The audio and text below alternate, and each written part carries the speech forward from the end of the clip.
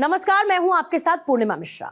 हमारे खास प्रोग्राम क्या कहते हैं नरेंद्र मोदी में आज आपको सुनवाएंगे पीएम मोदी का वो ऐतिहासिक भाषण जो उन्होंने 11 सितंबर 2011 को गुजरात में दिया।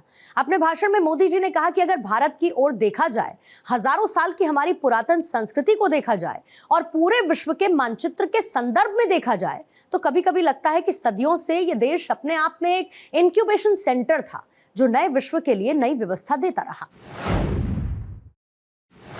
इतिहास के झरोखे में 11 सितंबर का एक और स्वर्णिम पृष्ठ है। 118 साल पहले उसी अमेरिका की धरती पर हिंदुस्तान का एक नौजवान सन्यासी अपने 2 शब्दों के माध्यम से पूरे विश्व को अपना बना दिया था। स्वामी विवेकानंद ने कहा था, ब्रदर्स एंड सिस्टर्स,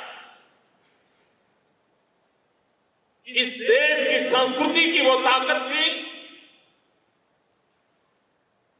जिसने 11 सितंबर को 118 साल पहले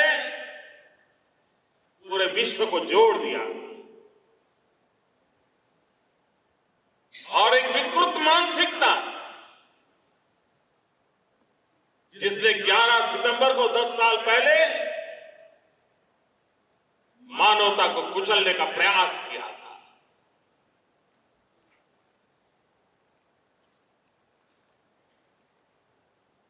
पहले भी 11 सितंबर थी, वो भी 11 सितंबर थी। पहले भी अमेरिका देश था, दूसरी बार भी अमेरिका था, लेकिन पहली बार भारत का चिंतन था जो विश्व को जोड़ रहा था, जिसमें मानवता की महक थी, और दूसरा वो था जिसमें मानवता को खत्म करने के इरादे थे। और इसलिए 118 साल पुरानी उस घटना की जो ताकत थी, भारत के एक संत ने जो दिग्विजय किया था,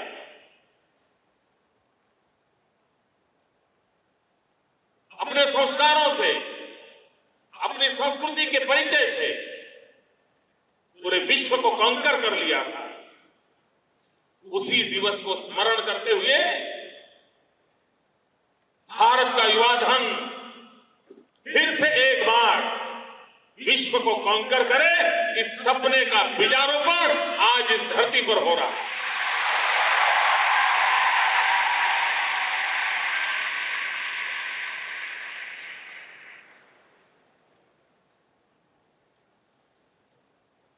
मित्रों, मैं सपने बहुत बड़े देखता हूं।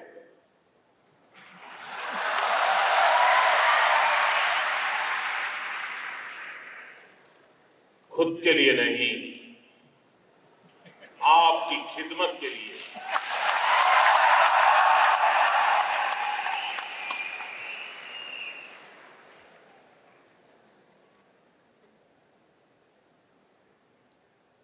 और एक सपना जो कई महीनों से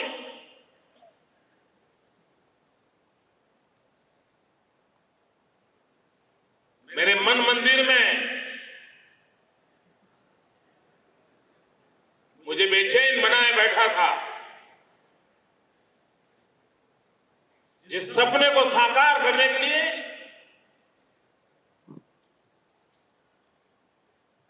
मुझे योग्य लोगों की तलाश थी। जब नारायण मूर्ति जी निवृत्त हुए, मेरी वो इच्छा जरा प्रबल हो गई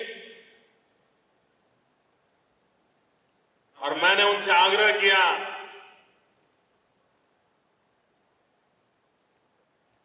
कि आप इस काम को संभालिए, आइए, नौजवानों का मार्गदर्शन कीजिए।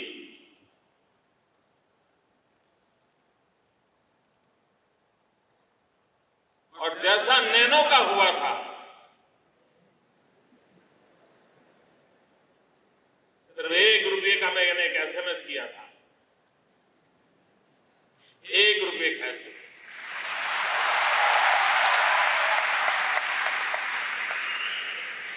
और रेनो आज गुजरात में है। मैंने नारायण मूर्ति जी से सिर्फ 5 मिनट ली थी, 5 मिनट, और परिणाम यह है कि आज नारायण मूर्ति जी ने इस काम को स्वीकार कर लिया।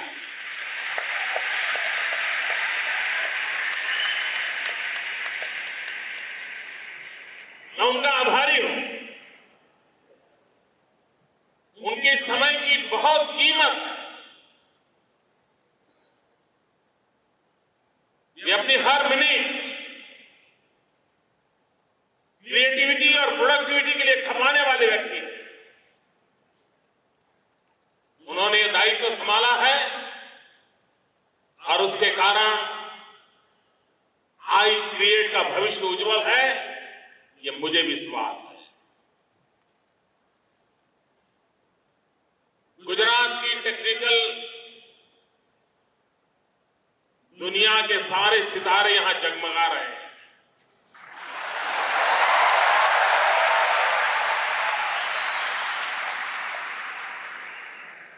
इन नौजवानों के अपने सपने हैं। हर व्यक्ति के मन में कुछ न कुछ नया करने का इच्छा है, इरादा है। यहां बैठे हुए हरेक के मन में बार बार नए विचार आते हैं, लेकिन चले जाते हैं।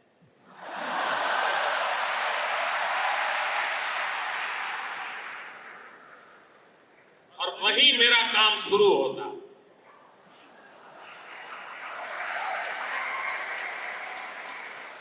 ये जो विचार आते हैं, ये आपकी संपत्ति है,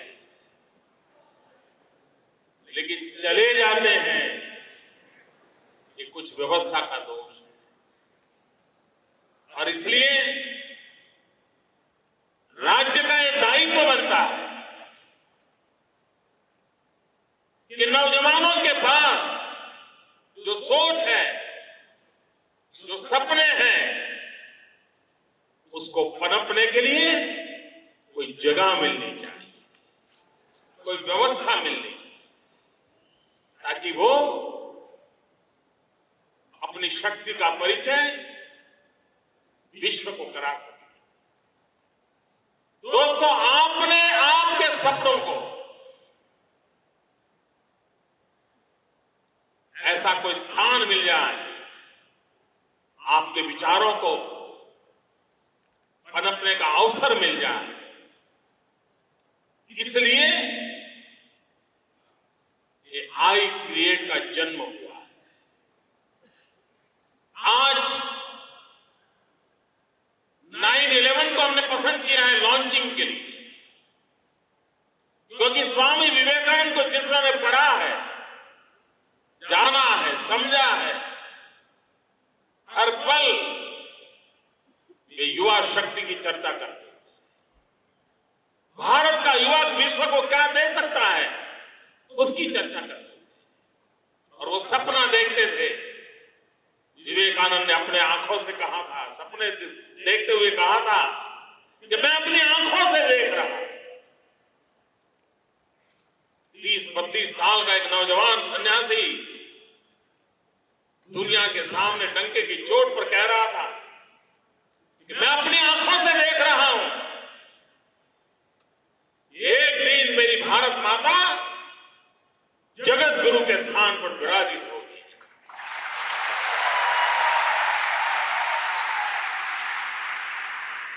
पूरे विश्व का मार्गदर्शन करती होगी।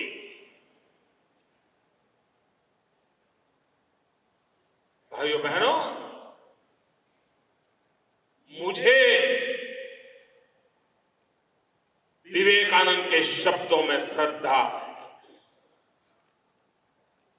मुझे उन शब्दों की ताकत में भरोसा है। और विवेकानंद जी के उन शब्दों की ताकत के भरोसे ये विशाल युवा शक्ति को हम अवसर देना चाहते हैं।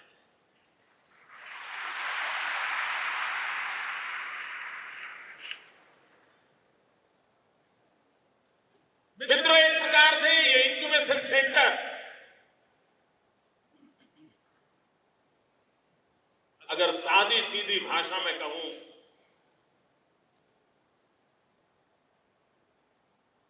ये उज्जवल भविष्य का गर्भाशय है, जो गर्भाधान करेगा नए नए विचारों का। और विचार व्यवस्था के सहारे विश्व को नई खोज देंगे, नई कल्पनाएं देंगे, नए परिवर्तन देंगे। हम कम्युनिकेशन टेक्नोलॉजी को देखें, साइंस के सिद्धांत तो सदियों से चले आए होंगे, लेकिन कोई ब्रेन होगा जिसने कम्युनिकेशन टेक्नोलॉजी को सहज सरल रूप में परिवर्तित कर दिया और बाहरी विश्व को अपनी हथेली में लाकर के खड़ा कर दिया। कोई एक विचार, कोई एक इनोवेशन, बस उसे पनपने का अवसर चाहिए। मित्रों, विचार जन्म के लिए कोई प्री कंडीशन नहीं होती कि बड़े परिवार में पैदा हुआ होगा उसी बच्चे को विचार आएंगे, मल्टी मिलियनर बिलियनर बाप होगा उसी को विचार आएंगे, जिसके घर में 6 गाड़ियां होगी उसी को विचार आएंगे, एयर कंडीशन कमरा होगा तभी विचार आएंगे। नहीं दोस्तों,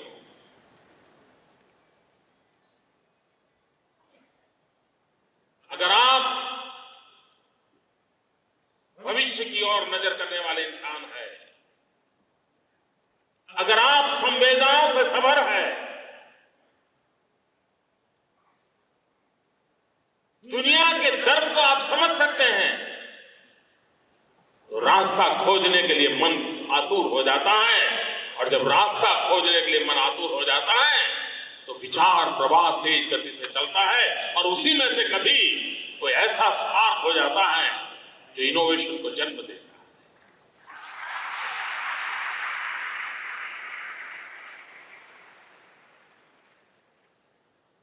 और वही व्यवस्थाओं को बदल देता है। मित्रों, अगर भारत की ओर देखा जाए, हजारों साल की हमारी पुरातन संस्कृति को देखा जाए और पूरे विश्व के मानचित्र के संदर्भ में देखा जाए, तो कभी कभी लगता है कि यह देश सदियों से, सहस्त्रों वर्ष से, यह देश अपने आप में एक इंक्यूबेशन सेंटर था। पूरा देश एक इंक्यूबेशन सेंटर था, जो नए विश्व के लिए नई व्यवस्थाएं देता रहा। सोशल स्ट्रक्चर, वैल्यूज, ये हमारे पूर्वज देके गए। आज भी फैमिली नाम की इंस्टीट्यूशन दुनिया को हमारा कितना बड़ा नजराना है।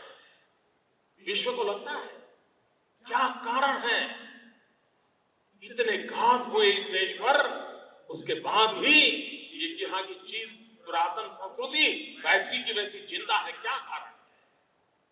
जवाब मिलता है हमारे पूर्वजों के उस इंक्यूबेशन सेंटर से। फैमिली लाइफ नाम की जो व्यवस्था ने जन्म लिया था, उसी का नतीजा है कि आज दुनिया इंटैक्ट